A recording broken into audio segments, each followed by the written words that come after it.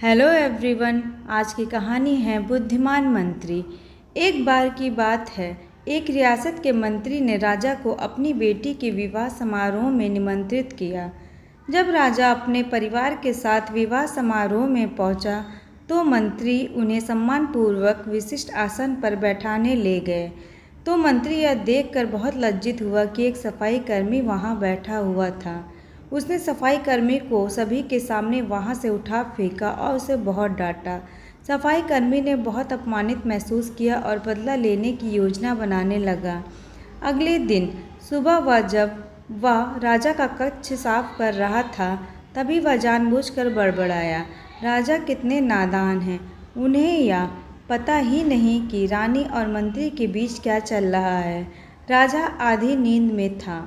यह क्या बकवास कर रहे हो?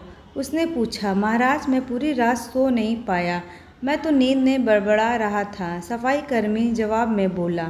हालांकि उसकी बात सुनकर राजा के मन में संदेह के बीच पड़ गए थे। राजा अब मंत्री से चिढ़ने लगा और समय समय पर अपमानित करने लगा।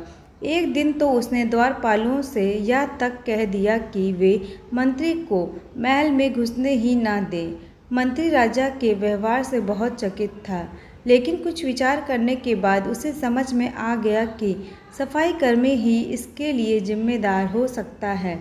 मैंने उसका अपमान किया था और उसी का उसने बदला लिया है। अब मुझे उसे दोबारा प्रसन्न करना होगा, तभी वह राजा की निगाह में मेरा सम्मान दोबारा दिला सकता है, मंत्री ने सोचा।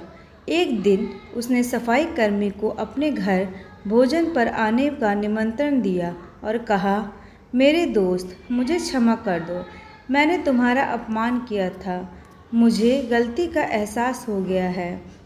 इन सुंदर कपड़ों को उपहार के रूप में ग्रहण करो, चलो मेरे साथ भोजन करो। सफाई कर्मी प्रसन्न हो गया। वह सोचने लगा, मंत्री तो अच्छा आदमी है, मैंने ही उस दिन गलती कर दी थी। अब सफाई कर्मी प्रसन्न था और प्रयास करने लगा कि मंत्री के बारे में राजा की धारणा बदल जाए। एक बार जब वह राजा के कक्ष में गया तो राजा सो रहा था। वह बड़बड़ाने लगा, अरे राजा का तो दासी के साथ प्रेम संबंध है, बड़ी लज्जा की बात है। राजा ने उसका बड़बड़ाना सुना तो उठकर बैठ गया। राजा ने सफाई कर्मी को बहुत डांटा। सफाई कर्मी बोला, क्षमा कर दे महाराज, मैं पूरी रात सो नहीं पाया, इसलिए दिन में ही नींद में बड़बड़ा रहा था। राजा को अपनी गलती समझ में आ गई। इस तरह के अफवाह के चक्कर में आकर उसने अपने बहुत अच्छे सलाहकार की अनदेखी शुरू कर दी थी।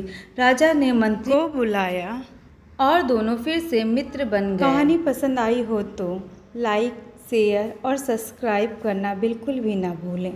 कहानी सुनने के लिए आपका बहुत बहुत धन्यवाद।